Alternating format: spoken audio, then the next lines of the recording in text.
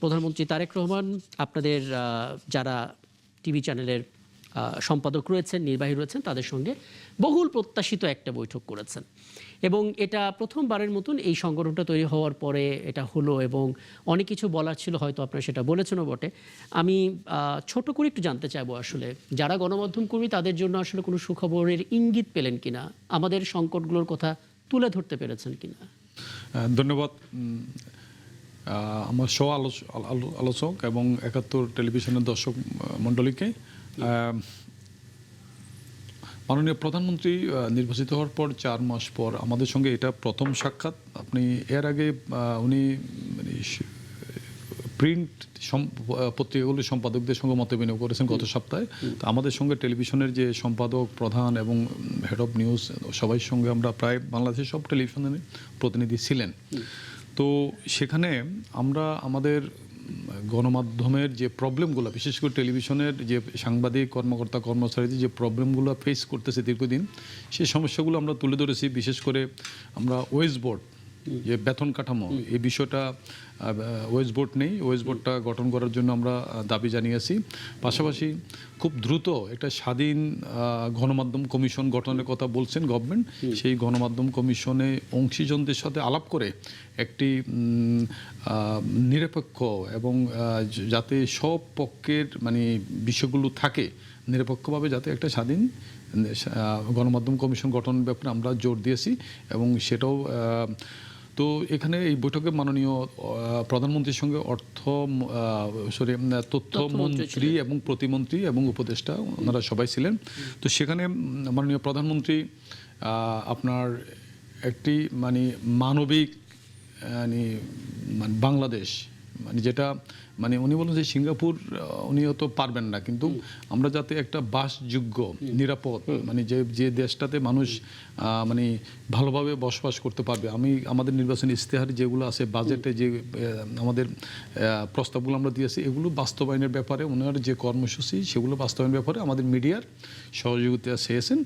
পাশাপাশি আমাদের স্বাধীন সাংবাদিকতার যে ব্যাপারে উনি সহযোগিতা করার আশ্বাস দিয়েছেন। আমরা একটা জিনিস বিশেষ করে আমি একটা জিনিস বললাম যে বিগত সময় আমরা যেটা দেখলাম, কোনো একটি মানে সরকারের বিরোধী বা কোনো একটা দুর্নীতি রিপোর্ট যখন প্রকাশ হয় তখন দেখা যায় রাষ্ট্রের সর্বোচ্চ পর্যায় থেকে এজেন্সি থেকে দেখা যায় ওই মিডিয়ার উপর খড়ক নেমে আসে কোনো একটা বড় ধরনের করাপশন, যে সাংবাদিক কাজটা করেছেন তার উপর।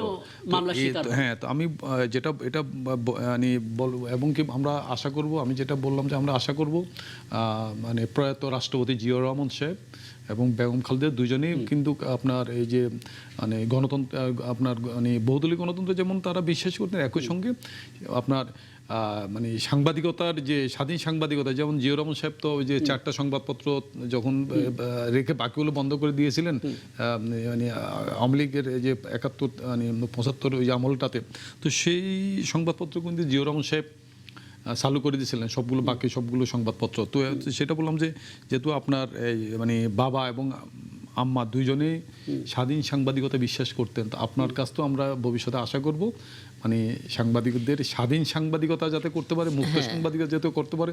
তখন উনি হেসে বললেন যে এই আমার আপনি যে আমার বাবা মায়ের কথা বললেন, দুইজনের সঙ্গে তো আপনাদের মিডিয়া তো তখন ভালো আচরণ করে না, তারা ঠিকই মুক্ত সাংবাদিকতা তারা সাপোর্ট করছেন, কিন্তু সংবাদপত্রগুলো তো ওনাদের সঙ্গে সেই ইয়াটা করেন নাই।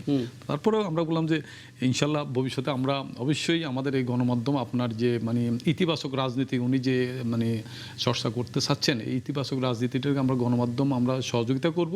পাশাপাশি যদি কোনো ভুল ত্রুটি করে থাকে সেটাও আমরা গঠনমূলক সমালোচনা করব। সেই গঠনমূলক সমালোচনা করার কারণে যাতে কেউ কোনো প্রেসারে না পড়ে বা কোনো মানে সমস্যার মধ্যে না পড়ে, এই ব্যাপারটা ওনাকে দেখার জন্য অনুরোধ করেছি আমরা। উনি আশ্বাস দিয়েছেন যে আমরা দেখা যাক এই আলাপটা তো হলো, তারপর ধাপে ধাপে কিভাবে আসলে সেগুলো বাস্তবায়ন হতে আমরা আসলে মূল আলাপে ফিরতে চাই এবং জনাব মাহফুজুর রহমান আপনাকে দিয়েই আমরা এই আলাপের ফাঁকে হয়তো বিরতিতে যেতে পারি, কিন্তু তারপর আলাপটা শুরু করি। জনাব মাহফুজুর রহমান, আমরা যতটুকু আসলে এখন পর্যন্ত পুরো ঘটনা জানতে পেরেছি, মোটা দাগে ইন্ডিয়ান ওশেন রিম অ্যাসোসিয়েশন একটা সম্মেলন ছিল, বাংলাদেশ ইনভাইটেড ছিল এবং সেই জায়গা থেকে প্রধানমন্ত্রী উপদেষ্টার একটা জিয়াউর রহমান তিনি প্রতিনিধিত্ব করার জন্য রোববার বিকেল 3টার সময় বের হয়েছিলেন, দিল্লি এয়ারপোর্টে পৌঁছালেন এবং পৌঁছাবার পর তাকে ঢুকতে দেওয়া হলো না। ইমিগ্রেশন যিনি আছেন দায়িত্বে জিজ্ঞাসাবাদের জন্য কিছুক্ষণ অপেক্ষা করতে বললেন, তারপর একটা দীর্ঘ সময় অপেক্ষা করতে হলো শুধুমাত্র জিজ্ঞাসাবাদের জন্য। এই সময়টুকুকে বলা হচ্ছে অসৌজন্যমূলক আচরণ। এরপর অপেক্ষা শেষ হলো, তারপর একটা সময়ে ইমিগ্রেশন পাস হয়ে দিল্লিতে যাওয়ার অনুমতি দেওয়া হলো, কিন্তু স্বাভাবিকভাবেই মানে একটা প্রতিমন্ত্রী পদমর্যাদার ব্যক্তিকে দীর্ঘক্ষণ অপেক্ষমান রাখা এটা একটা সেলফ ডিগনিটির ব্যাপার। তিনি সেই জায়গা থেকে ফেরত গেলেন। রোববার রাত 1টার দিকে কলম্বোর উদ্দেশ্যে রওনা করলেন দিল্লি থেকে এবং সোমবার দুপুর নাগাদ তিনি বাংলাদেশে এলেন। এই হচ্ছে অবস্থা। জানা গেছে যে উনি প্রতিমন্ত্রী পদমর্যাদার মানুষ, ওনার অবশ্যই কূটনৈতিক পাসপোর্ট আছে, কিন্তু সেটা তিনি ব্যবহার করেননি, ব্যক্তিগত পাসপোর্টটা ব্যবহার করেছেন এবং সেখানে সার্কের একটা স্টিকার ছিল, যে কারণে আসলে জটিলতা হওয়ার কথা ছিল না। আপনি রাষ্ট্রদূত হিসেবে কাজ করেছেন, আপনার অভিজ্ঞতা জানাটা খুব জরুরি। মানে একজন কূটনৈতিক পাসপোর্টধারী প্রতিমন্ত্রী তিনি তার সাধারণ পাসপোর্ট নিয়ে যেতে পারেন কিনা, এবং সেখানে পাসপোর্টের ওপরে যে তথ্যগুলো থাকে বাংলাদেশ থেকে কে রিপ্রেজেন্টেটিভ হিসেবে সেই সম্মেলনে যাবে, সেই তথ্য তো আসলে ইমিগ্রেশনে থাকার কথা। তাহলে গলতটা আসলে কোথায় ঘটলো, মানে জটিলতা কি দেখেন আপনার অভিজ্ঞতা থেকে? জি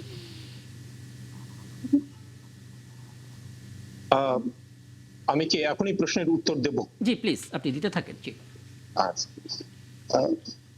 প্রথমত আমি নিজে একটু কনফিউজড এই কারণে যে এক এক সময় সংবাদ মাধ্যমে এক এক ধরনের তথ্য পাচ্ছি।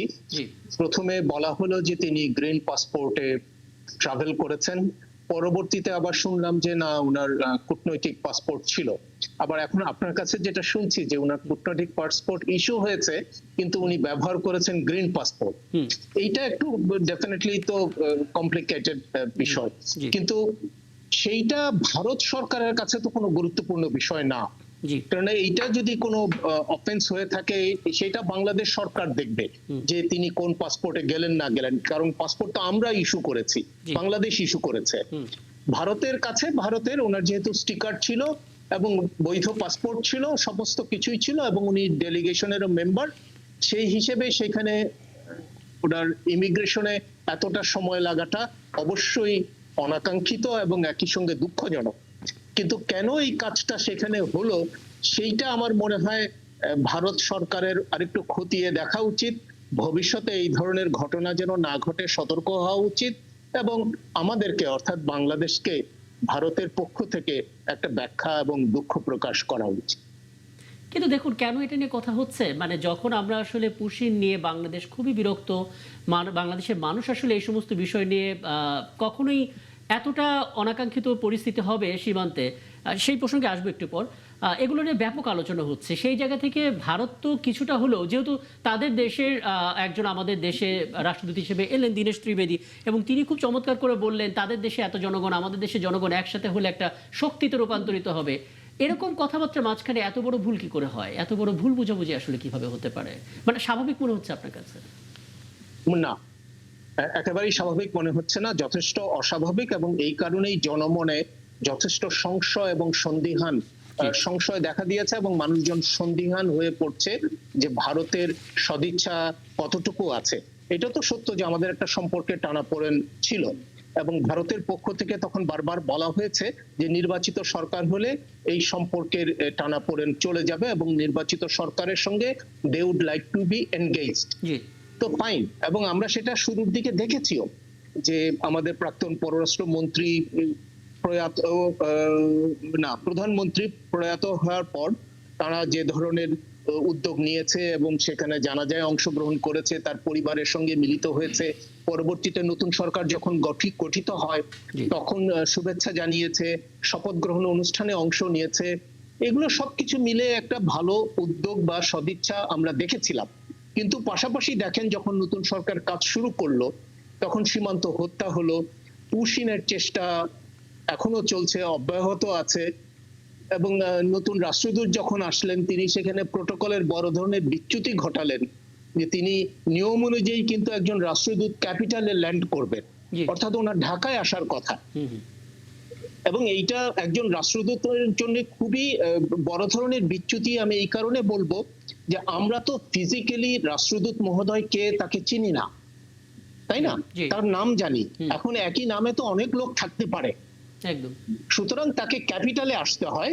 ক্যাপিটালে এসে ওই যে ভারতের রাষ্ট্রপতি তাকে স্বাক্ষর করে যে পরিচয় পত্রটা দিয়েছেন তার একটা কপি এয়ারপোর্টেই বাংলাদেশের পররাষ্ট্র মন্ত্রণালয়ের প্রতিনিধির কাছে জমা দিতে হয়। জি, একদম। কেননা ওই একই নামে একই পাসপোর্ট রকম নিয়ে তো বহু লোকই আসতে পারে, কিন্তু রাষ্ট্রদূতকে সেটা নিশ্চিত হওয়ার জন্য ওই ক্রেডেনশিয়াল, যেটা পরিচয়পত্র, যেটা ভারতের রাষ্ট্রপতি স্বাক্ষর করেন, সেটার একটা ফটোকপি হোক, অ্যাডভান্স কপি হোক, সেটা এয়ারপোর্টেই দিতে হয়, যাতে বাংলাদেশ সরকার নিশ্চিত হতে পারে যে হ্যাঁ, ইনি সেই রাষ্ট্রদূত। কিন্তু সেই কাজটি তিনি না করে তিনি যে বেনাপোলের মাধ্যমে, বেনাপোল দিয়ে যে বাংলাদেশে ঢুকেছেন, সেটা আমি মনে করি প্রোটোকলের একটা বিচ্যুতি হয়েছে। এবং তারপরে দেখেন যে আমাদের উপদেষ্টা মহোদয়, তিনি যে পাসপোর্টেই ভ্রমণ করে থাকুন না কেন, তিনি একটা আঞ্চলিক মিটিং এ অংশগ্রহণ করার জন্য দিল্লিতে গিয়েছেন। সেইখানে ইমিগ্রেশনের যে ঘটনাটা ঘটেছে, সেগুলো যথেষ্ট, এগুলো অনভিপ্রেত, অনাকাঙ্ক্ষিত ঘটনা, এবং এতে সদিচ্ছার আসলে কার্যকর প্রমাণ মেলে না। আমরা বহুবার বলছিলাম যে ভারত যদি ভিসাটা ইস্যু করে দিত এবং দুই দেশের মধ্যে এক্সচেঞ্জ অফ ভিজিটটা সহজ করে দিত, তাহলে ভারতের সদিচ্ছাটা সত্যিকার অর্থে বা কার্যকরী ভাবে আমরা বুঝতে পারতাম। সেই জায়গায় মনে হয় একটা ল্যাকিং আছে। আচ্ছা, আমরা আর একটা বিষয় ছোট্ট করে একটু আপনার কাছ থেকে জানবো, তারপর বিরতিতে যাব। সেটা হচ্ছে সার্ক স্টিকার। একটা গ্রিন পাসপোর্টের উপরে যদি সার্ক স্টিকার থাকে, এর অর্থটা আসলে কি দাঁড়ায়? আমি সার্কভুক্ত দেশগুলোতে ঘুরতে পারবো? যদি সেটা হয়, তাহলে সেই বিবেচনায়ও তো আমরা ভারতে আমাদের উপদেশটা ঢুকতে পারতেন। না, সার্ক স্টিকার মানেই হলো, যদি এটার মেয়াদ থাকে, সাধারণত এটার মেয়াদ 1 বছর থাকে, জি, তো সার্ক স্টিকারের মেয়াদ থাকে মানে এটা ভিসা। আচ্ছা, সুতরাং এটা ওই একই জিনিস, ভিসা হলে যা হতো সার্ক স্টিকার হলো একই জিনিস। আচ্ছা। আর একটা বিষয় একটু বলবেন, সেটা হচ্ছে বাংলাদেশের দিক থেকে ডেপুটি হাই কমিশনার যিনি আছেন ভারপ্রাপ্ত, তার সঙ্গে তলব করা হয়েছে। বাংলাদেশ আসলে কি ব্যবস্থা নিতে পারে এক্ষেত্রে? মানে কূটনৈতিক শিষ্টাচার মেনে আমরা আসলে প্রতিবাদ যদি জানাতে চাই, আমরা আমাদের দিক থেকে অবস্থানটা পরিষ্কার করতে চাই, কোন স্টেপে এগোতে পারে একটু ধারণা পেতে চাই। জি। না, আমার মনে হয় বাংলাদেশের দিক থেকে যথাযথভাবে প্রতিবাদ করা হয়েছে। জি। আমাদের উপদেষ্টা মহোদয়, তিনি একজন সজ্জন ব্যক্তি, কিন্তু তিনি দিল্লি থেকে ফেরত চলে এসেছেন, সেটা একটা প্রতিবাদ। দ্বিতীয়ত, ঢাকায় যখন ঘটনাটা জানা হলো, তখন পররাষ্ট্র মন্ত্রী মহোদয় কথা বলেছেন এই বিষয় নিয়ে, পররাষ্ট্র প্রতিমন্ত্রীও তিনিও কথা বলেছেন এই বিষয় নিয়ে এবং প্রতিবাদ করেছেন। জি। এবং সর্বোপরি যিনি অ্যাক্টিং হাই কমিশনার, তাকে পররাষ্ট্র মন্ত্রণালয়ে তলব করে এটার একটা ব্যাখ্যা চাওয়া হয়েছে। তো এইগুলো হলো, একটা সভ্য রাষ্ট্র এইভাবেই প্রতিবাদ করে থাকে, সেই প্রতিবাদটুকু আমাদের দিক থেকে যথাযথভাবে করা হয়েছে। আমি আশা করি ভারত হয়তো এর একটা সদুত্তর দেবে। সদুত্তর দেবে। আমি বিরতিতে যাব এবং যাওয়ার পর যখন ফিরে আসবো, তখন ব্রিগেডিয়ার জেনারেল অবসরপ্রাপ্ত হাসান মোহাম্মদ শামসুদ্দিন আপনার কাছে একটু আসার চেষ্টা করব এবং একটু জানবো যে সাধারণত যেই তথ্যগুলো আমরা শুরুর দিকে পাচ্ছিলাম আমাদের উপদেষ্টা ডক্টর জাহিদুর রহমানকে নিয়ে, তার ভিতরে একটা হচ্ছে ওনার যে ইউটিউব চ্যানেল ব্যক্তিগত, সেই ইউটিউব চ্যানেলটা আসলে ভারতে ব্লক করা, যে 10টা ব্লক করা হয়েছে তার ভিতরে একটা। দ্বিতীয় বিষয় ছিল তিনি আসলে কূটনৈতিক পাসপোর্ট না ব্যবহার করে নিজের সাধারণ পাসপোর্ট ব্যবহার করেছেন। আপনার কাছে যেতে চাই, একটা প্রশ্ন করে গিয়েছিলাম, আরও একবার একটু স্পষ্ট করে বলি। মোটামুটিভাবে 3টা কারণ অনেকে সামনে দাঁড় করাচ্ছেন। প্রথম কারণ যেটা, সেটা হচ্ছে ডাক্তার জাহিদুর রহমানের যে পাসপোর্ট, তার যে গ্রিন পাসপোর্ট, ব্যক্তিগত পাসপোর্ট, সেটা অনেক আগেই ভারতের সরকারের তালিকায় ফ্ল্যাগড ছিল। দ্বিতীয় বিষয়, ওনার যে ইউটিউব চ্যানেল সেটা ভারতে ব্লক ছিল। তৃতীয় বিষয়, কূটনৈতিক পাসপোর্ট থাকার পরও তিনি হয়তো সেটি ব্যবহার না করে সাধারণ পাসপোর্টটাই তিনি ব্যবহার করেছিলেন। এই 3টা কারণ তো বটে। ওদিকে আবার ভারতে, দিল্লিতে বাংলাদেশ হাইকমিশনের কর্মকর্তারা বিমানবন্দরে উপস্থিত ছিলেন ওনাকে স্বাগত জানানোর জন্য। মানে আসলে কোন কোন কারণগুলোর কারণে আসলে ইমিগ্রেশনে এই অসৌজন্যমূলক আচরণটা ঘটলো? এই 4-5টা কারণের মধ্যে কোনটা কি আপনি সামনে আনবেন? জি। এগুলো আমরা চিন্তা করতে পারি যে কি কি কারণে হয়েছে। ভারত চায়নি, সেজন্য উনি ভেতরে প্রবেশ করতে পারেননি। যে কোনো একটা কারণ হতে পারে, অথবা কোনো কারণেই হওয়ার প্রয়োজন নেই।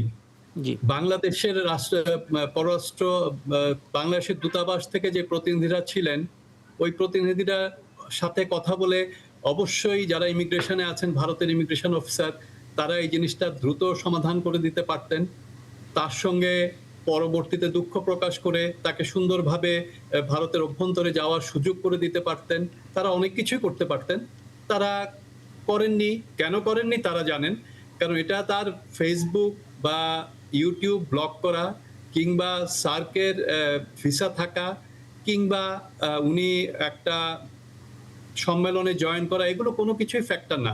বাংলাদেশের একটা উপমন্ত্রী পর্যায়ের একজন ব্যক্তি যিনি বাংলাদেশ থেকে যাচ্ছেন এবং ভারতের বাংলাদেশি দূতাবাস এ সম্পর্কে অবগত আছে, ইমিগ্রেশনরা অথরিটিও এ ব্যাপারে অবগত থাকবে, ভারত সরকার এবং এই প্রতিনিধি যারা আছেন তারাও অবগত আছেন।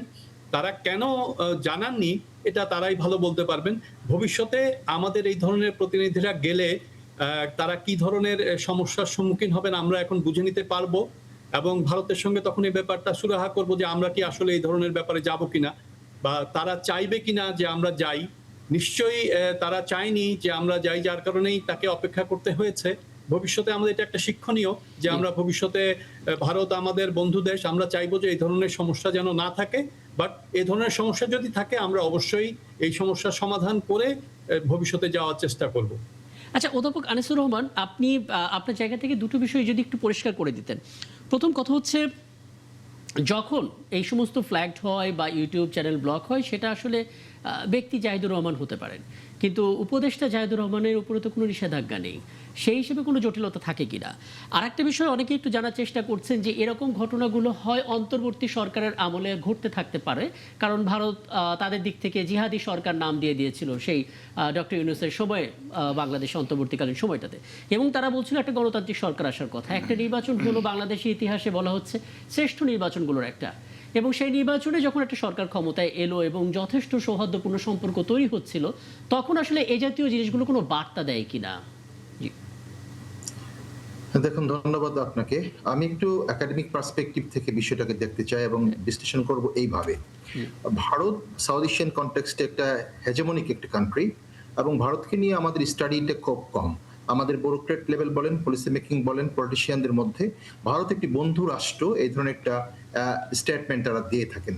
ভারত কতটুকু বন্ধু রাষ্ট্র নাকি একটা হেজেমনিক পাওয়ার, যে পাওয়ারটা সবসময় আমাদেরকে সাবঅর্ডিনেট এন্টিটিস হিসেবে রিকগনাইজ করে। আমি এই ইন এ সেন্স বলছি, আমাদের ডাক্তার জাহিদুর রহমান যদি কূটনৈতিক পাসপোর্ট না নিয়ে যান, ইন দ্যাট কেস এটা হচ্ছে একটা আনপ্রফেশনাল অ্যাপ্রোচ। তিনি একজন প্রতিমন্ত্রী পর্যায়ের ব্যক্তি, তার কাছে ডিপ্লোম্যাটিক পাসপোর্ট থাকবে না। That is not a good sign of a government. এটা একটা পলিটিক্যাল গভর্নমেন্টের একটা গুড সাইন নয়। সেকেন্ডলি, ভারত যে অ্যাপ্রোচটা করেছে সেই অ্যাপ্রোচটাকে আমাদের বুঝতে হবে। আচ্ছা, এখানে ছোট করে একটু যুক্ত করে দিই, তাতে করে বিভ্রান্তি একটু কমবে। ডক্টর জাহিদকে যখন বিবিসি থেকে যোগাযোগ করা হয়, তিনি তাৎক্ষণিকভাবে কোনো প্রতিক্রিয়া জানাননি। কাজে এটা একটা স্পেকুলেশন যে ওনার হাতে অবশ্যই সেই কূটনৈতিক পাসপোর্টটা ছিল কিনা, যদিও তাৎক্ষণিকভাবে বলা হচ্ছে সে পাসপোর্টটা তিনি ব্যবহার করেননি। এখন সেটা ইস্যু হয়নি নাকি তিনি ইচ্ছা করে ব্যবহার করেননি, এটা আসলে উনি না বলা পর্যন্ত হয়তো জানা যাবে না। এটা সরকার থেকেও এখন পর্যন্ত কিছু বলা হয়নি। জি, ভারতের দিকের কথা বলছিলেন। এটা তো আমাদের, আপনারা সংবাদপত্রের মাধ্যমে যে ধরনের বিশ্লেষণগুলো নিয়ে আসছেন, আমরা তার উপর ভিত্তি করে আমি একটু একাডেমিক্যালি বিষয়টাকে বিশ্লেষণ করতে চাই।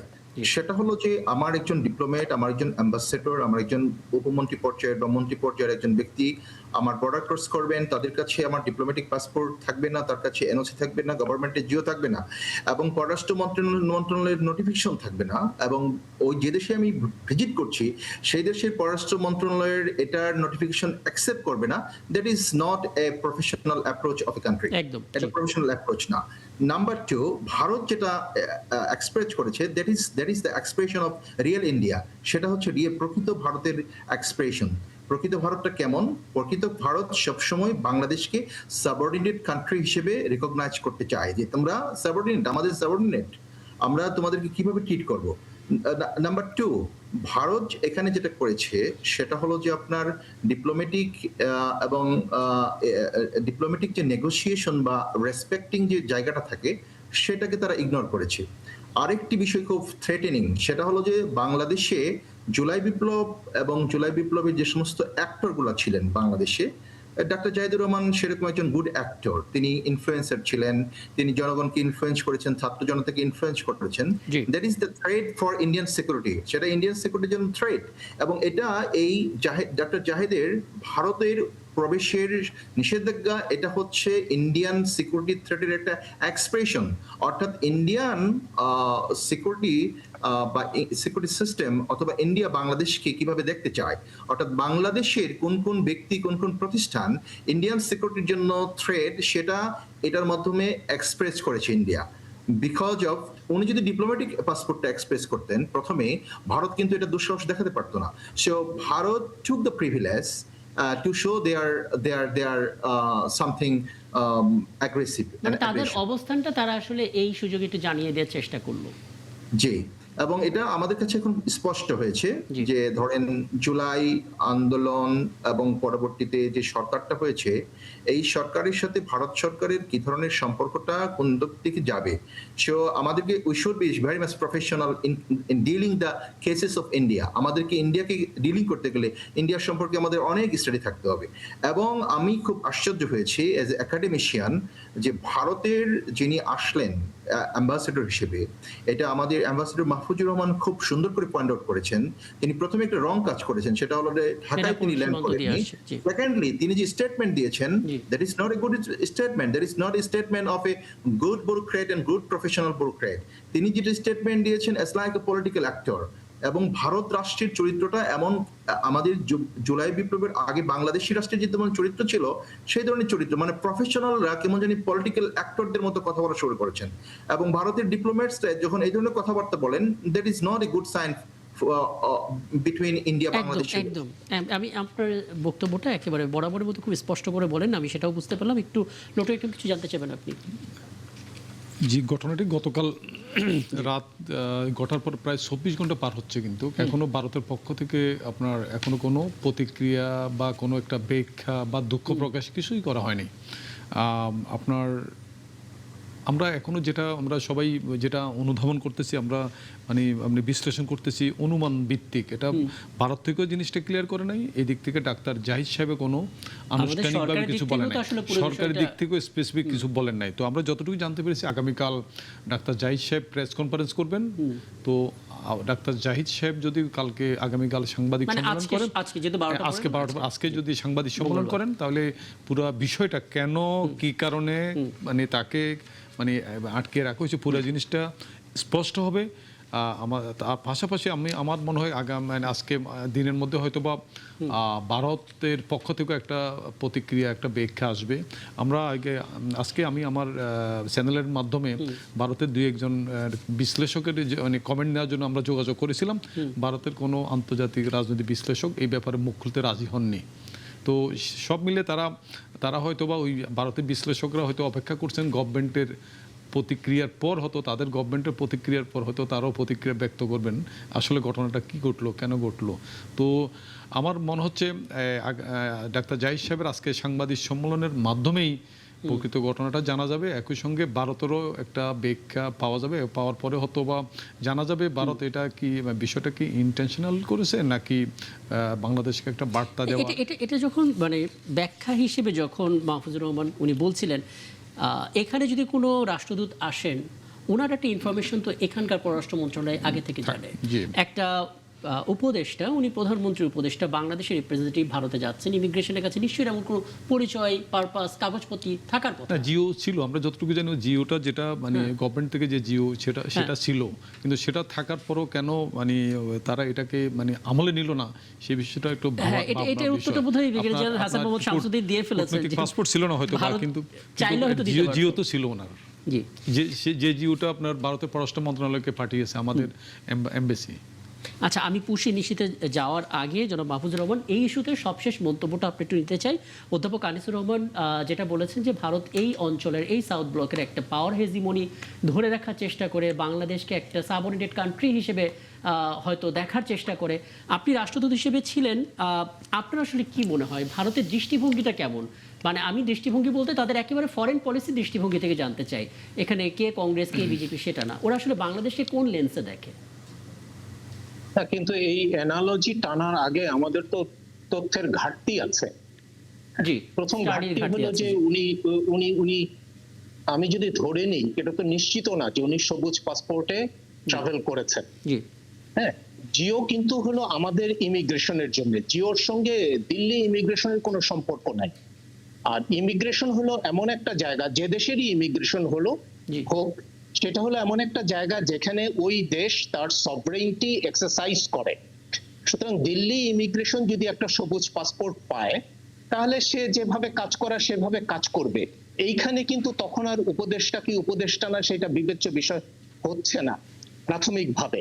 জি হ্যাঁ, এবং তার আগে যদি যেটা শুনছি যে যদি তো ওনার উনি ব্ল্যাক লিস্টেড থাকেন বা কোনো কিছু, তার বাংলাদেশের বহু নাগরিক কিন্তু এরকম ভারতে হয়তো বা কালো তালিকাভুক্ত।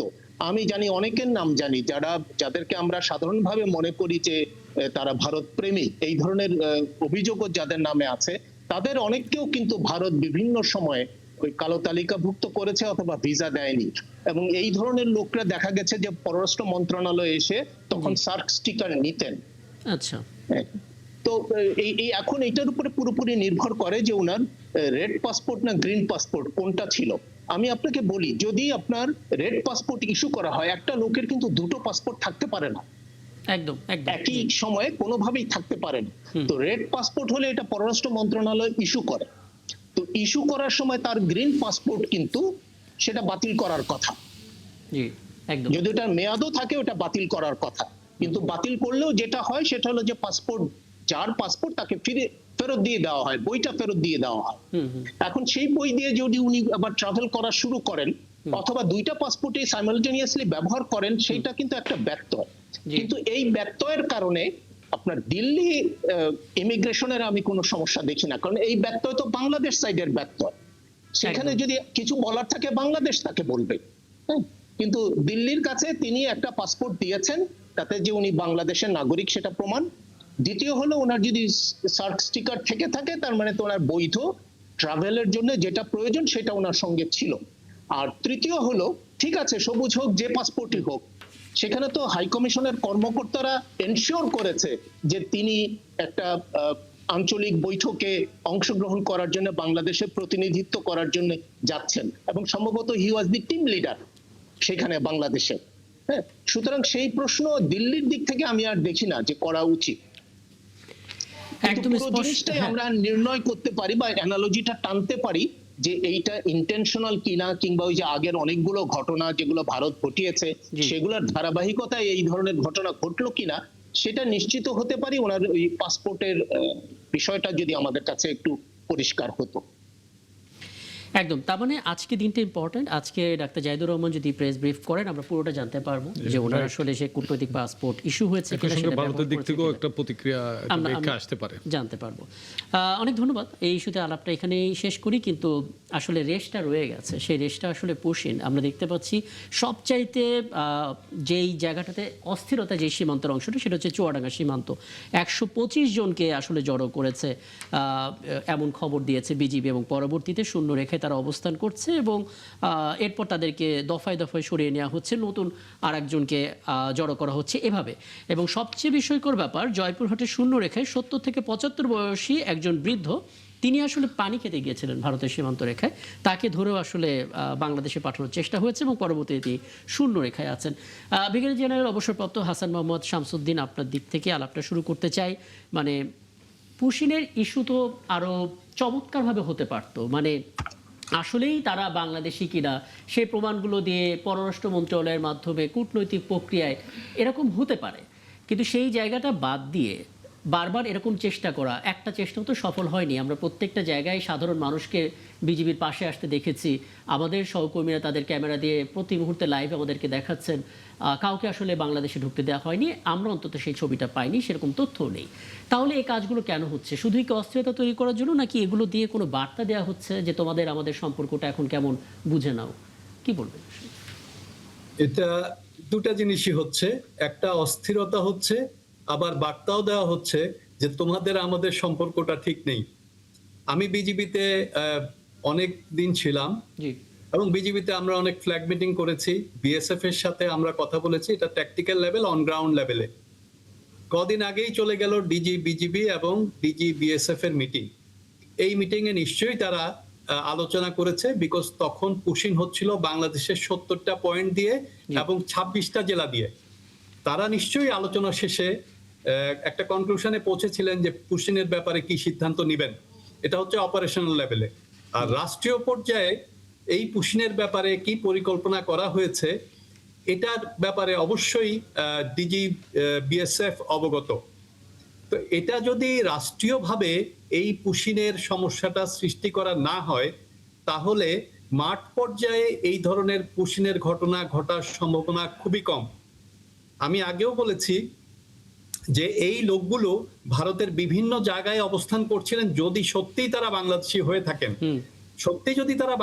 হয়ে থাকেন, তাহলে বাংলাদেশে যদি তাদেরকে পাঠাতে হয়, অনেক সুন্দর নিয়ম কানুন আছে। আপনাকে যদি কয়েকটা তথ্য জানাই, ধরুন পশ্চিমবঙ্গের কথা, সেখানে কিছু মানুষ আছে যাদের আধার কার্ড নাই কিংবা প্রয়োজনীয় নথি নাই, কিন্তু তারা আসলে সেখানেই জন্মেছে, সেখানেই বড় হয়েছে, বেড়ে উঠেছে, বেশিরভাগই তাদের বাঙালি মুসলিম। এবং পরবর্তীতে অনেকে আবার সে আধার কার্ডের জন্য আপিল করেছিলেন, কারো কারো ক্ষেত্রে সেই আপিলের প্রক্রিয়াও চলছে, কিন্তু তাদেরকে আসলে বাংলাদেশি বলে ট্যাগ দিয়ে সীমান্তে আনা হচ্ছে এবং শূন্য রেখায় তাদের কয়েকদিন ছিলেনও বটে। মানে এগুলোর মোটিভ তাহলে কি হতে পারে? এগুলোর মোটিভ তো আমরা আগেই দেখেছি। আমরা গত 9 বছর ধরে যে রোহিঙ্গাদেরকে নিয়ে ডিল করছি, তাদেরকে বলা হয়েছিল তাদের যে কাগজপত্র আছে ওগুলো জমা দিক, তাদেরকে নতুন করে নাগরিকত্ব সনদ দেওয়া হবে। তারপর তারা মুসলিম ছিল বলে তাদেরকে পুশিন করে বাংলাদেশে পাঠিয়ে দিয়েছে, মেরে কেটে অত্যাচার করে পাঠিয়ে দিয়েছে। এখন ভারত আমাদের বন্ধু রাষ্ট্র, ভারতের সাথেই কিন্তু ভারতের যতগুলো প্রতিবেশী আছে, বাংলাদেশের সাথে সবচেয়ে দীর্ঘতম সীমান্ত রয়েছে ভারতের, এবং পশ্চিম বাংলার সাথেই আমাদের সবচেয়ে বড় সীমান্ত রয়েছে। তো এই জিনিসগুলো ভারত সরকার অবশ্যই সুন্দরভাবে সমাধান করতে পারে। ভারত একটা গণতান্ত্রিক রাষ্ট্র, ভারতের পক্ষে সুন্দরভাবে সমাধান করা সম্ভব, এবং এখন যেভাবে হচ্ছে এরকম ভাবেও ভারত তার কার্য পরিচালনা করতে পারে। তবে আমি আশা করব, ভারত যেহেতু বলেছে যে বাংলাদেশ একটা বন্ধু রাষ্ট্র, ভারত বন্ধু রাষ্ট্রের সাথে বন্ধু প্রতিম ভাব দেখাতে চায়। আমি মনে করি যে ভারত সরকারের পক্ষ থেকে রাষ্ট্রীয় পর্যায়ে, অপারেশনাল পর্যায়ে এবং অন গ্রাউন্ড ট্যাকটিক্যাল পর্যায়ে কিন্তু এই ধরনের সমস্যাটা সমাধান হওয়া উচিত। আদারওয়াইজ ভারত এবং মিয়ানমার দুটা রাষ্ট্রকে আমরা কি এক চোখে কিন্তু দেখতে পারি না। ভারত আমাদের সবচেয়ে বড় প্রতিবেশী রাষ্ট্র, এবং দুইটা প্রতিবেশী রাষ্ট্রের ভিতরে একটা খুবই গুরুত্বপূর্ণ একটা প্রতিবেশী রাষ্ট্র। ভারত সরকারকেই কিন্তু বাংলাদেশের মানুষের এই মনোভাব যেন ভারতের প্রতি সুন্দর হয়, ইতিবাচক হয়, ভারত এই জিনিসটা চেষ্টা করা উচিত। অথবা ভারত মনে করতে পারে যে মানুষের মনোভাব যদি নেতিবাচক হয়, ভারত কিছু চিন্তা করবে না। তবে আমি মনে করি যে ভারত সরকারের এই জিনিসটা ভাবা উচিত, এবং তাহলে মাঠ পর্যায়ে এবং বিএসএফ এর যে ভারতের কোন জিনিসটা ভাবা উচিত দেশ হিসেবে ভারত বোধহয় সেটা খুব ভালো মতো জানে, কিন্তু মুশকিল হচ্ছে তারা সেটা ভাবছে না। এবং আপনি অনেকগুলো পয়েন্ট বলেছেন। লোটা একটা আপনি আলাপে আছেন, যে কোনো প্রশ্ন আপনি আমাদের অতিথিকে করতে পারেন। আমি আজকে দেখলাম ভারতের দুজন আপনার বিশ্লেষক, আন্তর্জাতিক বিশ্লেষক, যেটা বললেন যে তালিকাটা তারা যাদেরকে পুশিং করছেন তাদের তালিকাটা স্বচ্ছ না, তাদের তালিকাটা তারা প্রকাশও করেন না এবং তাদের পরিচয়গুলো প্রকাশ করেন না। এটা একতরফা ভাবে, মানে বিষয়টা একতরফা হচ্ছে, এটা ভারতের বিশ্লেষকদের মুখে আমি আজকে শুনলাম এটা নিউজের মধ্যে। তো সেক্ষেত্রে আসলে এটা এই যে ওনাদের যে যাদেরকে পাঠাচ্ছে তাদের পরিচয় সম্পর্কে স্বচ্ছতা বা এটার যে তালিকা, তাদের নাম ঠিকানা, তাদের এই জিনিসগুলো প্রকাশও করেন না তারা। তো এটা তো এক ধরনের লুকোচুরি, একতরফা আপনার তাদেরকে বাংলাদেশি বলে যে ঠেলে দিচ্ছে। এটা এই যে আন্তর্জাতিক যে আইন, সেই আইনটা মেনে তো অবশ্য করা উচিত ভারতের, এবং সেক্ষেত্রে দুই পক্ষের বৈঠক করে, বৈঠকের মাধ্যমে তো তাদের আসলে তাদের কান্ট্রি কোনটা সেটা তাহলে ডিসাইড করা উচিত।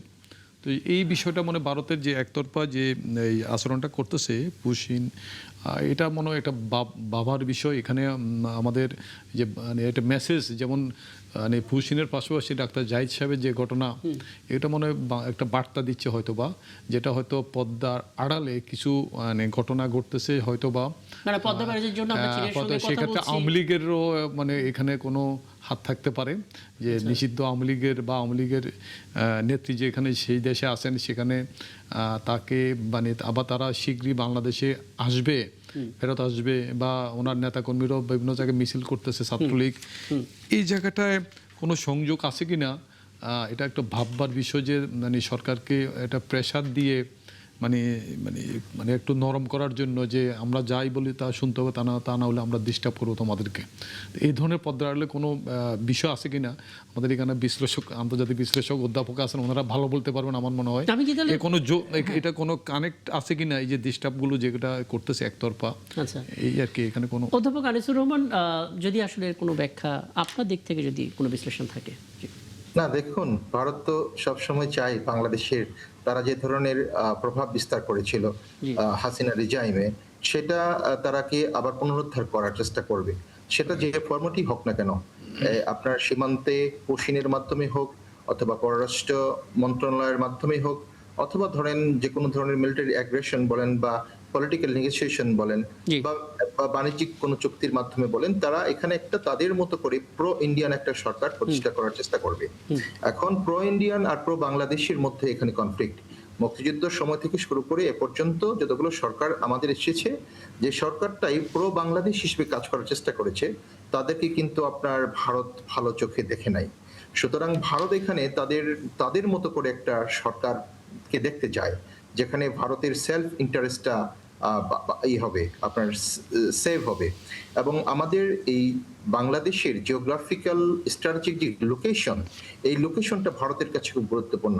আমাদের চিকেন নেক, আমাদের এখানে মিলিটারি অ্যানালিস্ট আছেন, চিকেন নেক এটা গুরুত্বপূর্ণ from the first world war থেকে, এটা চিকেন নেকটা গুরুত্বপূর্ণ। আমাদের এখানে চায়নার এন্ট্রেন্স আছে, আমাদের বে অফ বেঙ্গল খুব স্ট্র্যাটেজিক লোকেশনে আছে, সুতরাং এটা গুরুত্বপূর্ণ। আমাদের পূর্ব প্রান্তে আছে ইন্ডিয়ান ইস্টার্ন ইন্ডিয়া, সেখানে স্ট্র্যাটেজিক কারণে আমরা খুব গুরুত্বপূর্ণ ভারতের কাছে। সুতরাং ভারত এখানে প্রো দিল্লি একটা গভর্নমেন্ট সবসময় দেখতে চাবে, এবং ভারতের এই সমস্ত বিষয়গুলোর মধ্যে অবশ্যই রাজনৈতিক একটা ইন্টেনশন আছে। আর ভারতের বর্তমান যে রাজনৈতিক চর্চা যেটা হচ্ছে, সেটা একটা ভারত তার সেকুলার রাষ্ট্রীয় চরিত্রটা হারিয়ে ফেলেছে। ভারত একটা ধর্মান্ধ একটা রাষ্ট্রের মধ্যে ভারত প্রবেশ করেছে, সবকিছুকেই আপনার এটা কি তাদের রাজনৈতিক ভাবে একটা পট পরিবর্তন যেটা ঘটলো, কংগ্রেসের জায়গায় বিজেপি আসলো, এই কারণে কি ঘটলো, নাকি তাদের ফরেন পলিসিটা এইভাবে তৈরি হয়েছে আসলে? না, ভারতের ফরেন পলিসিটা আপনার আম্বেদকরের যে রাষ্ট্র দর্শন বা সংবিধান, ওই সংবিধান এবং কংগ্রেসের সময় যে ভারতের পররাষ্ট্রনীতি, সেটার সাথে বিজেপির পররাষ্ট্রনীতির এবং ভারত নীতির মধ্যে একটি পার্থক্য আছে। হিন্দু মহাসভা থেকে আপনার হয়েছে ধরেন বিজেপি, এবং এদের পররাষ্ট্রনীতির মধ্যে হচ্ছে ভারতকে হিন্দু রাষ্ট্র করতে হবে। এবং ভারতের যে সমস্ত হিস্ট্রিক্যাল লিগাচি আছে, এখানে ধরেন 700 বছর মুসলমানদের শাসন ছিল, মুসলমান সভ্যতা সংস্কৃতি ছিল, সেটাকে ভারত আসলে ইগনোর করতে চায় বা সেটাকে মুছে দিতে চায়। সেখান থেকেই কিন্তু আপনার এই কনফ্লিক্টগুলো, এবং ভারত এখানে একটা হিন্দু রাষ্ট্র প্রতিষ্ঠা করার জন্য আপনার মানুষদেরকে মুসলমানের একটা তকমা দিয়ে কাশ্মীরে কিন্তু আপনার নাগরিক অধিকারটা হরণ করেছে ভারত রিসেন্টলি। সুতরাং ভারত রাষ্ট্রটিও কেমন জানি তার যে চরিত্রটা ছিল সেকুলার একটা ভারত, সেখান থেকে তাদের পলিটিক্যাল কালচারের মধ্যে ব্যাপক পরিবর্তন আমরা দেখতে পাচ্ছি। একদম আমি আসলে মোটা দাগে আসলে এই ব্যাপারটা একটু পরিষ্কার হলাম। আমরা আবারও যদি পুষিন ইস্যুতে ফিরি, যেন মাহফুজুর রহমান একটা বিষয় একটু বলবেন, মানে এটা তো বোঝা যাচ্ছে যে ভারতের একটা সদিচ্ছা, এবং তারা আমাদের দেশের সঙ্গে যদি আন্তরিকভাবে আলাপ আলোচনা করে তাহলে এই সংকট সমাধান করা যায়। কিন্তু মুশকিল হচ্ছে যখন বিজিবি এবং বিএসএফ এর মহাপরিচালক পর্যায়ে বৈঠক চলছে, তখন বাংলাদেশেও পুশিনের ঘটনা ঘটছে। 2 জন মানুষ সীমান্তে মারা গেছে, সে খবর আমরা পাচ্ছি, এবং প্রায় 96 ঘন্টা পর সে লাশটা দেশে এসেছে। তাহলে এই মহাপরিচালক পর্যায়ে বৈঠক আদৌ কোনো ভ্যালু তৈরি করে কিনা, মানে এগুলো শুধুই নিয়ম রক্ষাতে হচ্ছে কিনা? না, কিন্তু বৈঠক ছাড়া তো আপনার কোনো বিকল্প নাই, আপনাকে তো আলাপ আলোচনা করতেই হবে। যেমন যখন পুশিনের চেষ্টা করা হয় এবং বিজেপির পক্ষ থেকে যখন সেটা ঠেকানো হচ্ছে, তার মানে এটা ফিল্ড লেভেলে, মাঠ পর্যায়ে যেটা করার প্রয়োজন সেই কাজটা আমরা করছি। এবং তারপরের পদক্ষেপ কি?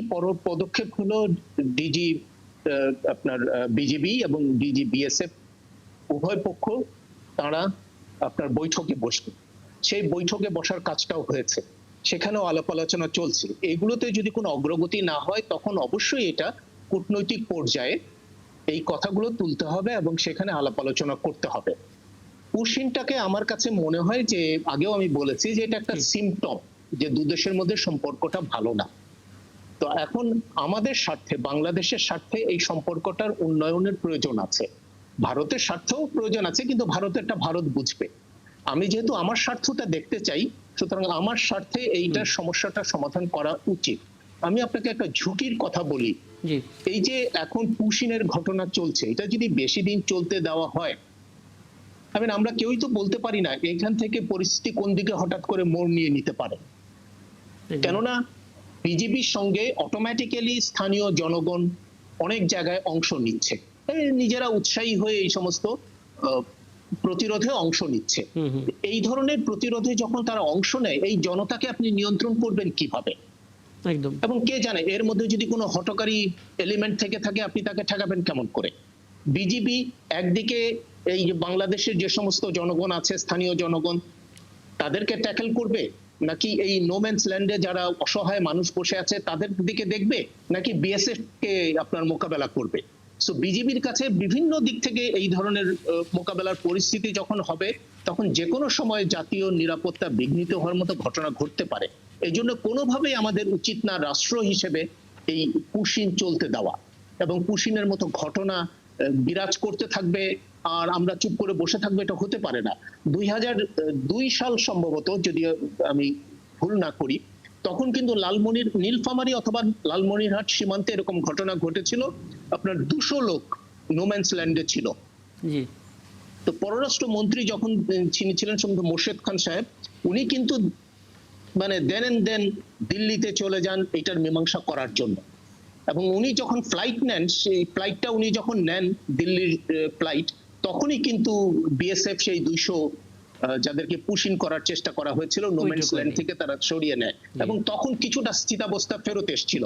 আমাদেরকেও এরকম একটু সক্রিয় উদ্যোগ নিতে হবে। কারণটা হলো, যেহেতু বললাম যে এই ভালনারেবিলিটির কারণে আমরা সাফার করতে পারি, আমরা যেন কোনোভাবেই সাফার না করি। আমাদের জাতীয় নিরাপত্তাটাকে গুরুত্ব সহকারে দেখা হয়। জটিলতাটা যদি এখানে হয় যে আমরা হয়তো চীনের কাছ থেকে কোনো একটা বিষয়ে চুক্তি করলাম ডেভেলপমেন্টের জন্য, আমরা হয়তো পাকিস্তানের সাথে কোনো একটা চুক্তি করলাম ডেভেলপমেন্টের জন্য, বা অন্য কোনো দেশ, রাশিয়া বা অন্য কোনো দেশের সঙ্গে, সেটা যদি আসলে প্রতিবেশী দেশ হিসেবে ভারতের মন খারাপের কারণ হয়ে যায়, আমরা আসলে নেগোসিয়েশনটা কিভাবে করতে পারি? কারণ আমরা তো বলেই দিচ্ছি সবার আগে বাংলাদেশের স্বার্থটা সবার আগে থাকবে। এটা খুবই স্বাভাবিক। বাংলাদেশ স্বাধীন সার্বভৌম দেশ, সে বহু দেশের সঙ্গেই তার সম্পর্ক করতে হবে, এটা তো খুবই স্বাভাবিক।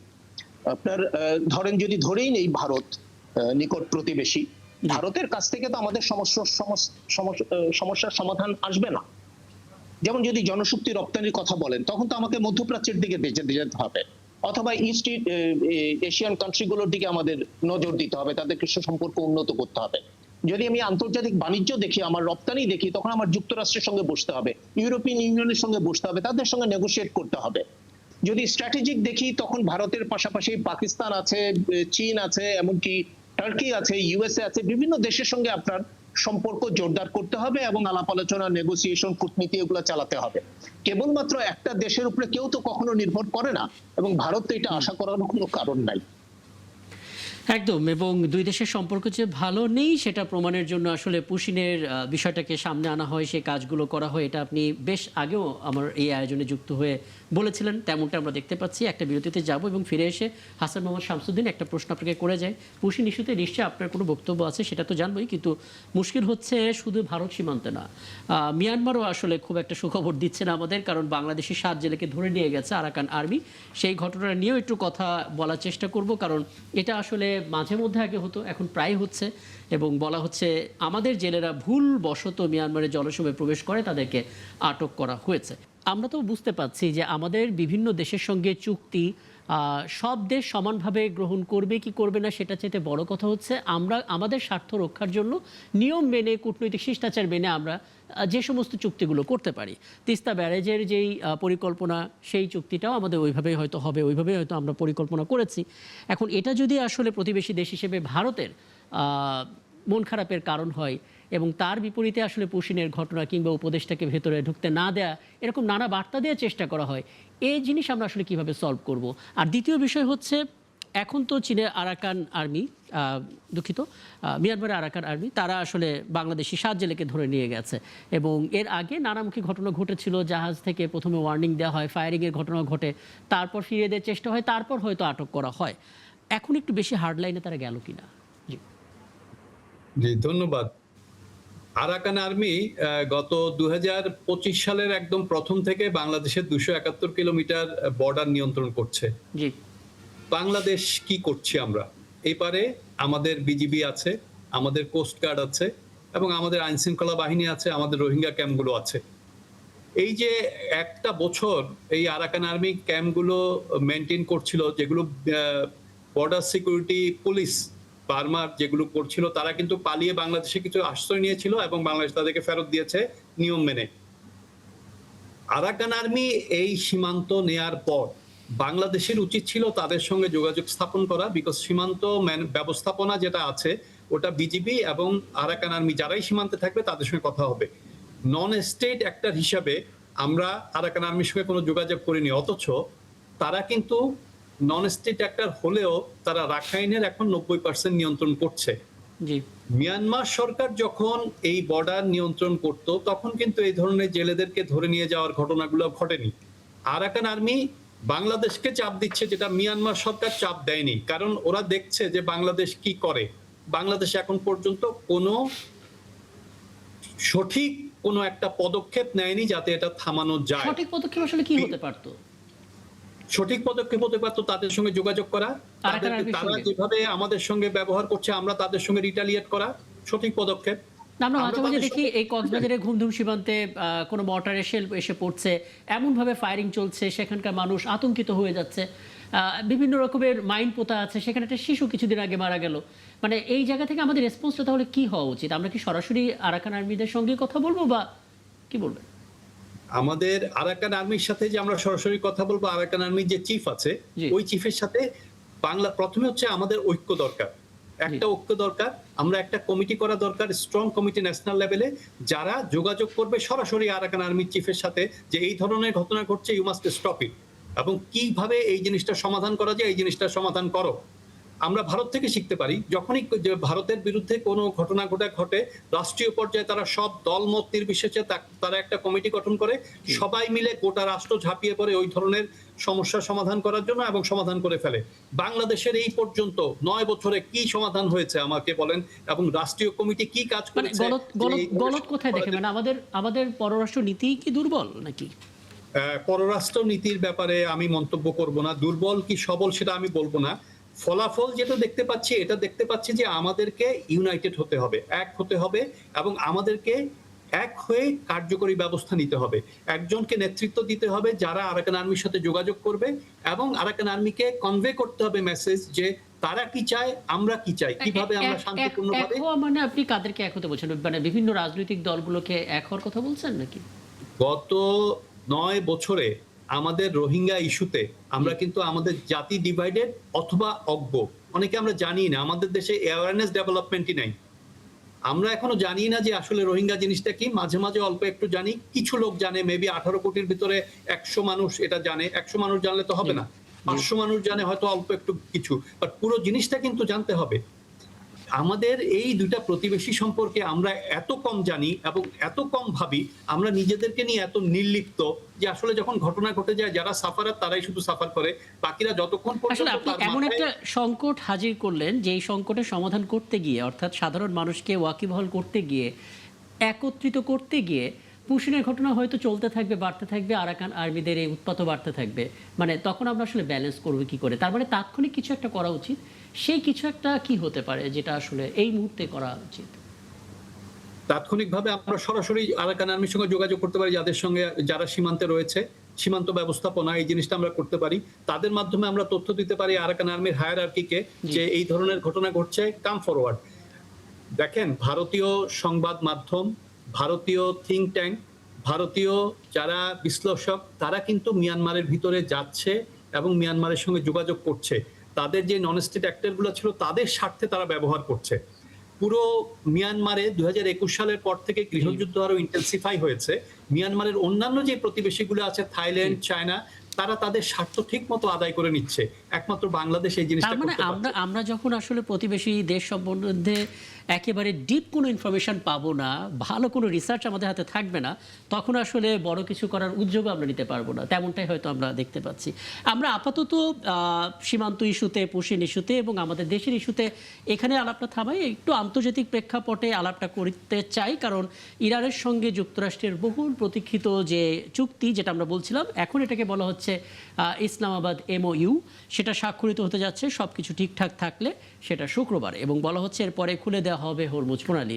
কিন্তু মুশকিল হচ্ছে এই বক্তব্যটা দিয়েছেন ডোনাল্ড ট্রাম্প, যার বক্তব্য আসলে বিশ্বাস করতেও আসলে আলাদা রকমের শক্তি লাগে। আমি এখানে অধ্যাপক আনিসুর রহমান আপনার একটা মন্তব্য জানতে চাই। ইরানের সাথে যুক্তরাষ্ট্রের চুক্তি হোক বা না হোক, মুশকিলটা তো আসলে এই দুটো দেশ না, তৃতীয় একটা দেশ ইসরায়েল যতবার আসলে কথা বলতে গিয়েছে, যতবার আসলে টেবিলে এসেছে, একটা স্বাক্ষর বাকি ছিল, ততবারই আসলে হয় ইয়েমেন না হয় লেবানন কোথাও একটা হামলা হয়েছে এবং পরবর্তীতে গিয়ে সেই চুক্তিটা ভেস্তে গেছে। ইসরায়েল তো আগেই জানিয়েছে তারা ইরান যুক্তরাষ্ট্রের চুক্তির মধ্যে নেই। তাহলে কিভাবে চুক্তির 1, 2, 3 যে 3টা ধারার কথা বলা হচ্ছে, লেবানন সহ অন্যান্য জায়গায় হামলাগুলোকে বন্ধ করতে হবে, সম্ভব আদৌ? মানে আপনি আশাবাদী? দেখুন, ইসরায়েল আসলে কোনো রাষ্ট্র না, এটা হচ্ছে ওয়েস্টার্ন কান্ট্রিগুলোর একটা এজেন্ট একটা রাষ্ট্র, এবং মার্কিন যুক্তরাষ্ট্রের একটা এজেন্ট কান্ট্রি এটা। এবং যদি মার্কিন যুক্তরাষ্ট্র এবং ইউরোপিয়ান পাওয়ারগুলোর ওয়েপন না থাকে ইসরায়েলে, এবং অর্থ যদি এখানে ফান্ডিং না থাকে, ইসরায়েল রাষ্ট্র বেশি দিন টিকবে না। This is the fact. এখন হলো যে এখানে যুদ্ধটা হয়েছে বেসিক্যালি একটা দুটো গ্রেট পাওয়ারের মধ্যে। একটা পাওয়ার তো আমেরিকা আছে, আরেকটা পাওয়ার ইরানের পিছনে একটা পাওয়ার ছিল চায়না। এখানে যুদ্ধটার মধ্যে এমার্জিং একটা রিজিওনাল পাওয়ার হিসেবে ইরান দাঁড়িয়েছে, এবং ইরানের সাথে যুদ্ধটা অ্যাপারেন্টলি মার্কিন যুক্তরাষ্ট্রের এই যুদ্ধের মধ্যে বিজয় হয়নি।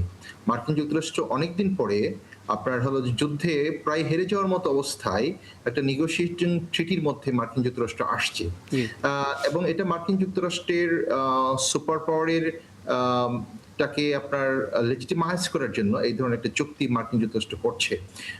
তার মানে হলো যে ইরান এখানে কিন্তু যুদ্ধে হারে নাই, এবং ইরানের অনেক সাকসেস এই যুদ্ধের মধ্যে আছে।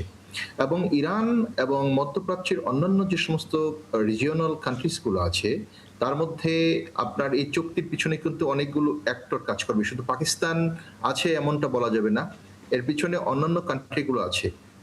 এর পিছনে চায়না আছে, আপনার ইউরোপীয় ইউনিয়নের শক্তিধর 4টি রাষ্ট্র আছে, টার্কি আছে, এবং মধ্যপ্রাচ্যের সবচেয়ে গুড দুটো কান্ট্রি হলো আপনার টার্কি এবং হলো যে ইরান। এবং ইরান ইতিমধ্যে জানান দিয়েছে বিশ্ববাসীকে যে they have some capacities to deal with the US aggression or Israel aggression. Iran, এবং তবে এই যুদ্ধটা আমাদের জন্য স্বস্তি, মানে এই যুদ্ধের অবসানটা বা শান্তি চুক্তিটা বিশ্ববাসীর জন্য একটা স্বস্তির কারণ হয়ে দাঁড়াবে। কারণ হলো যে কি ধরনের অর্থনীতির মধ্যে বিশ্ব অর্থনীতি, বিশ্ব জ্বালানি। অধ্যাপক আনিসুর রহমান, আমি একটু থামাই আপনাকে। মানে নিঃসন্দেহে চুক্তিটা হলে শুধু আমাদের না, গোটা বিশ্বের জন্য আসলে একটা স্বস্তির কারণ হবে, কারণ কেউ যুদ্ধ চায় না, সবাই শান্তি চায়। কিন্তু সমস্যাটা হচ্ছে ইসরায়েল যখন বলে দেয় যে তারা আসলে এই চুক্তির মধ্যে নেই, এবং মূল ঘটনাটা তারাই ঘটাচ্ছে, তারা ইয়েমেনকে কিংবা তারা লেবাননকে উত্তপ্ত করছে। এবং সবচেয়ে বড় কথা, এখানে একটা ক্লজ ছিল, একটা ধারা ছিল চুক্তির মধ্যে, যে শহীদ জেনারেল কাসেম সুলাইমানির পরিকল্পিত যে আল কুদস ফোর্স, যেখানে ইরাকি এবং সিরিয়ার মিলিশিয়া হামাস, হিজবুল্লাহ, হুথি আছে, যাদেরকে ইরান পরিপূর্ণ সমর্থন করছে, তাদের ব্যাপারটাও আসলে মেনে নিতে হবে। হয়তো যুক্তরাষ্ট্র সেটা মেনে নিল, এটা নিয়ে তারা কোনো উচ্চবাচ্য করলো না। ইসরায়েল কি সেটা মানবে? যদি সেটা না মানে, তাহলে যা ঘটছে সেটাই তো ঘটবে আর কি। সেটা একদিকে আপনার পারসেপশন ঠিক আছে, বাট ইসরায়েল হঠাৎ করেই আপনার without the assistance of USA এবং ইউরোপিয়ান পাওয়ার, এখানে মধ্যপ্রাচ্যের ইসরায়েল যা ইচ্ছে তা করতে পারবে না। এবং ইসরায়েল এই আফটার দ্য এস্টাবলিশমেন্ট 4টি আরব ইসরায়েল যুদ্ধের পরে এই প্রথম ইসরায়েলের ম্যাটেরিয়ালিস্ট সোসাইটি আপনার অ্যাটাকের শিকার হয়েছে, এবং ডিস্ট্রাকশন হয়েছে, ইসরায়েলের অনেক বেশি পরিমাণ ডিস্ট্রাকশন হয়েছে। তাদের যে গর্বিত আয়রন ডোম ছিল সেটা কিন্তু তছনছ হয়েছে। সুতরাং ইসরায়েল ইচ্ছা করলেই আপনার এটাকে মানে ভায়োলেশন করবে এমনটা নয়। ইসরায়েল ভায়োলেশন তখনই করবে যখন মার্কিন যুক্তরাষ্ট্রের গ্রিন সিগন্যাল থাকবে, এবং ওয়েস্টার্ন পাওয়ার বলতে মার্কিন আপনার যুক্তরাজ্য, ফ্রান্স, জার্মানি এবং ইতালি, এই সমস্ত কান্ট্রিগুলোর যখন সরাসরি সম্পৃক্ত থাকবে, তখন ইসরায়েল সুপার পাওয়ার হিসেবে জানান দেয়। এবং মধ্যপ্রাচ্যের কোনো রাষ্ট্রকে তারা গুনতে চায় না, বিকজ অফ মধ্যপ্রাচ্যের। মানে ইসরায়েল তখনই আসলে পাওয়ারফুল হয়ে ওঠে যখন তাদেরকে আসলে সাপোর্ট দেওয়ার মতো ক্ষমতাধর দেশগুলো একাট্টা থাকে। আমি এরপরে যখন আপনার কাছে আসবো, তখন আপনার যেই ধারণাটা আপনি অনেক আগে এই আয়োজনে বলেছিলেন, কয়েকবার বলেছিলেন, যে যুদ্ধটা শেষ হওয়ার পর যেই বিশ্ব ব্যবস্থা আমরা দেখি, ওয়ার্ল্ড অর্ডার, সেটা একটা পরিবর্তন ঘটবে। তো এই চুক্তিটা হওয়ার পর থেকে সেই পরিবর্তনটা আমরা দেখবো কিনা, সেটা নিয়ে একটু জানার চেষ্টা করব। তবে একটু জনাব মাহফুজুর রহমান, আপনার একটা মন্তব্য নিতে চাই। কারণ ডোনাল্ড ট্রাম্পের বিভিন্ন বক্তব্য আমরা বিভিন্ন সময় দেখি, এটা আসলে একটা আই শিফট করার জন্য নানা রকমের বক্তব্য তিনি দিয়েছেন। তিনি একটা সভ্যতা ধ্বংস করার আলটিমেটাম দিয়েছেন, সেখান থেকে ফিরে এসেছেন। চুক্তিতে লেখা আছে 39 বার তিনি বিভিন্ন রকমের যুদ্ধবিরতির কথা বলেছেন এবং সেটা ভেস্তে দিয়েছেন। সবশেষ তিনি যে ইসরায়েলের প্রধানমন্ত্রীর প্রতি খুব কড়া গলায় কথা বলেছেন, এবং পরবর্তীতে তিনি বলেছেন চুক্তির মধ্যে ইসরায়েল যদি কোনো বাধা দেয় তাদেরকেও সমুচিত জবাব দেওয়া হবে, নানা কিছু। এগুলো কি সত্যি তিনি মিন করে বলেছেন, নাকি এটা আসলে শুধুমাত্র একটা রাষ্ট্রে একটি স্পটলাইটে আসার জন্য, একটু সৌহার্দ্য পাওয়ার জন্য? জি, ইরান যুদ্ধের আমি দুটো ধারা দেখি, একটা আঞ্চলিক ধারা এবং অন্যটা বিশ্ব ধারা। জি আঞ্চলিক ধারায় আপনার ইসরায়েলের সঙ্গে ইরান এবং ইরানের মদতপুষ্ট কতগুলো গ্রুপ, যেমন হিজবুল্লাহ বলেন, হুতি বলেন, জি হামাস বলেন, তাদের সঙ্গে যে ইসরায়েলের কনফ্লিক্ট, সেটার একটা ডাইমেনশন আছে, এই একটা মাত্রা। এইটা ছোট মাত্রা, এটা খুব একটা বড় মাত্রা না। এবং সেইখানে যুক্তরাষ্ট্র বরাবরই ইসরায়েলের মিত্র এবং ইসরায়েলের মদতদাতা, কিন্তু সেইখানে যুক্তরাষ্ট্রের স্বার্থ কিন্তু এখন অনেকখানি কমে যাচ্ছে। মানে তার অতটা স্বার্থ নাই ইসরায়েলকে সমর্থন করার পেছনে। আগে প্রয়োজন ছিল ওই তেলের কারণে এবং অন্যান্য অনেক কারণে, সেইটার এখন কিন্তু নাই। এখন যুক্তরাষ্ট্রের জন্য মাথা ব্যথা হলো চীন। সুতরাং এই যে এই ইরান যুদ্ধের দ্বিতীয় ধারাটা বা দ্বিতীয় মাত্রাটা হলো আপনার যুক্তরাষ্ট্র বনাম চীন। কেননা এইখানে ইরান যুদ্ধে ক্ষতিগ্রস্ত আমরা বাংলাদেশ যেমনও ক্ষতিগ্রস্ত হচ্ছি, চীনও কিন্তু এরকম একভাবে ক্ষতিগ্রস্ত হচ্ছে। তো সেই দিক বিবেচনা করলে ইরান মাঝখানে পড়ে এই দুটো ধারাতে, অর্থাৎ আঞ্চলিক মাত্রাতে এবং বিশ্ব মাত্রাতেই ইরান একটা দায়িত্ব পালন করছে। হ্যাঁ, চীনের ক্ষেত্রে অর্থাৎ বিশ্ব মাত্রার ক্ষেত্রে ইরানের দায়িত্বটা অনেকটা হলো প্রক্সি। কিন্তু যেভাবেই হোক যুদ্ধে যথেষ্ট ক্ষতি কিন্তু ইরানের হয়েছে। যুদ্ধের জয় পরাজয় তো আপনার খেলার মতো না যে এই দল জিতেছে বা সেই দল জিতেছে সেভাবে বলা যায়। যুদ্ধে উভয় দেশই ক্ষতিগ্রস্ত হয়েছে এবং যুদ্ধে যারা কোনোভাবে অংশ নেয় নাই এবং যুদ্ধ একেবারেই চায় নাই, যেমন ধরেন বাংলাদেশ, তারাও ক্ষতিগ্রস্ত হয়েছে। সুতরাং চুক্তিটা হওয়া দরকার, কিন্তু মুশকিলটা হলো যেটা আমরা এখন জানছি যে এই চুক্তিটা একটা এমওইউ। এমওইউ মানে একটা সমঝোতা। এমওইউ কিন্তু লিগ্যালি বাইন্ডিং সবসময় হয় না। সেই কারণে আমার কাছে মনে হয় যে এটা খুবই প্রাথমিক একটা স্টেপ, এবং এরপর আলাপ আলোচনা অব্যাহত থাকবে এবং ওই এমওইউতে যে সমস্ত বিষয়গুলো অন্তর্ভুক্ত থাকবে সেইগুলো নিয়ে পরবর্তীতে যুক্তরাষ্ট্র, ইরান এবং অন্যান্য দেশের আলাপ আলোচনা অব্যাহত থাকবে। অব্যাহত থাকার কোনো পর্যায়ে যদি দেখা যায় যে আপনার আলোচনার কোনো অগ্রগতি হচ্ছে না অথবা যুক্তরাষ্ট্র এখান থেকে বের হতে পারছে না, তখন এই যুদ্ধের পরিস্থিতি কিন্তু আবারও ফেরত আসতে পারে। এবং এই ফেরত আসার জন্য সবচাইতে সহজ অস্ত্র হলো ইসরায়েলকে ব্যবহার করা। যে এমওইউ স্বাক্ষরিত হবে সেখানে হলে হরমুজ প্রণালী খুলে যাবে এবং যে আর্থিক সংকটের মধ্যে দেশ মানে বিশ্ব পড়তে যাচ্ছিল সেই জায়গা থেকে হয়তো কিছুটা সুরাহা মিলবে, এমন ধারণা ডোনাল্ড ট্রাম্পের। নিজে 81তম জন্মদিনে নিজেকে নিজে আসলে উপহার দিয়েছেন এই এমওইউ এর মাধ্যমে, তিনি দাবি করেছেন। আপনার কাছে দু একটা বিষয়টি জানতে চাই। প্রথমত হচ্ছে মধ্যপ্রাচ্যে যে অস্থিরতা, সেই অস্থিরতা জিয়ে রাখার জন্য ইসরায়েল তো বরাবরই একটা ভূমিকা রেখে এসেছে, কিন্তু তার চাইতেও বড় ভূমিকা রাখছে মধ্যপ্রাচ্যের গুরুত্বপূর্ণ দেশগুলোতে মার্কিন ঘাঁটি। যে যুদ্ধটা আমরা দেখলাম, যে যুদ্ধের মধ্যে আমরা আছি, আপনার মনে হয় কিনা এই চুক্তিটা হওয়ার পর সেই ঘাঁটিগুলোর আগের মতো ব্যবহার্য থাকবে না, দেশগুলো ফিল করবে যে তাদের দেশে মার্কিন ঘাঁটি কতগুলো বিপজ্জনক? কি বলবেন আসলে? ব্যাপারটা আসলে তা না। তারা মার্কিন ঘাঁটিগুলো স্থাপন করেছিল তাদের নিরাপত্তার জন্য, নিরাপত্তা নিশ্চিত করার জন্য। তারা বরাবরই ইরানকে থ্রেট হিসাবে নিয়েছে, ইসরায়েল কখনোই তাদের জন্য থ্রেট ছিল না। কিন্তু যুদ্ধের সময় দেখা গেল যে ইরান, যে কারণে ইরানকে থ্রেট মনে করা হয়েছে, ইরান অ্যাকচুয়ালি তাদের ওই যে বাঘ বলেছে এবং বাঘ সত্যিই কিন্তু চলে এসেছে। এখন নতুন করে এখন ভাবতে হবে তাদেরকে যে তাদের শত্রুকে এবং কিভাবে তারা নিজেদেরকে রক্ষা করবে। এতদিন তারা সম্পূর্ণ ডিপেন্ডেন্ট ছিল আমেরিকার উপরে, এখন তারা চিন্তা করতেই হবে, বাধ্য হবে যে আমেরিকা তাদের সঙ্গে থাকছে বা কিভাবে নিরাপত্তা দিচ্ছে, আর ইরানের সাথে যদি তারা সমঝোতা করে তাহলে তারা কতটুকু লাভবান হবে।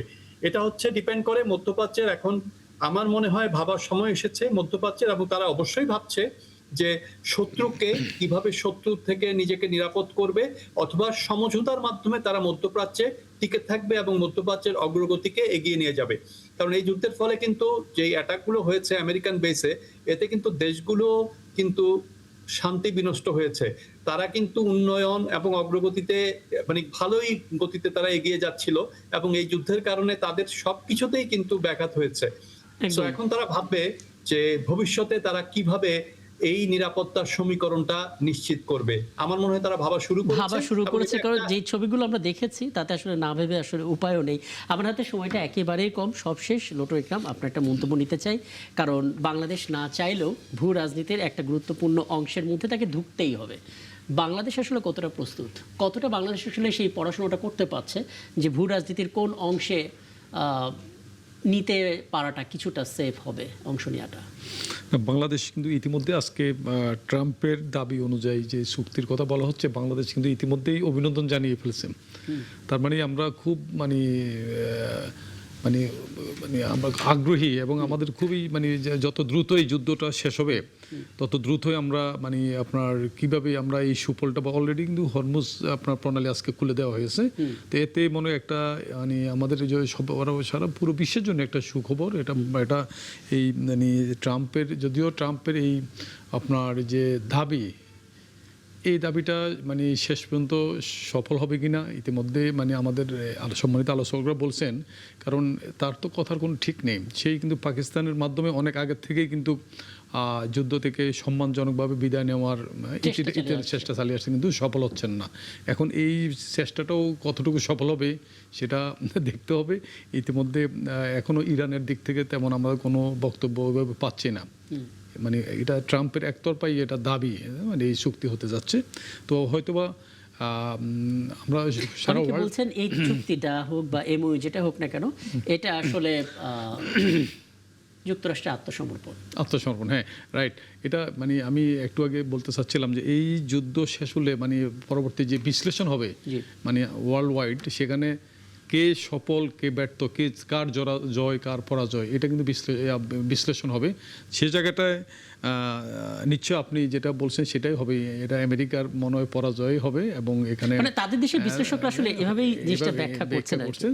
তো তারপর ওই চাচ্ছে মানে ট্রাম্প একটা সম্মানজনকভাবে এই যুদ্ধ থেকে ইতি টানান। তো ভবিষ্যতে তার এখান থেকে একটা শিক্ষা নেওয়ার ব্যাপার আছে, যে মানে যখন তখন যুদ্ধে না জড়ানোর একটা বার্তা। আমার হাতে সময় থাকলে আমি একটু অধ্যাপক আনিসুর রহমান এবং জনাব মাহফুজুর রহমান আপনাদের মন্তব্যটা শুনতাম, এবং নিশ্চয়ই সামনে কোনো আয়োজনে এই ইস্যুতে একটা দীর্ঘ আলাপ করার সুযোগ আপনাদের সঙ্গে হবে। সবাইকে ধন্যবাদ আমাকে সময়টা দেওয়ার জন্য, এবং দর্শক আপনাদেরকে ধন্যবাদ। আগামীকাল নতুন ইস্যু নিয়ে কথা হবে, একা তো জানালে থাকবেন আমাদের সঙ্গে।